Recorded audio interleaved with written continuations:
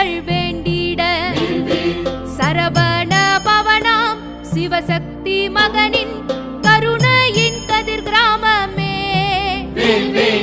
அகமுருகி வந்திடும் மடியார்கட்கெல்லாம் அமைதியை தந்திடுமே. வேல் முருகா வேல் முருகா வேல் முருகா வேல் முருகா.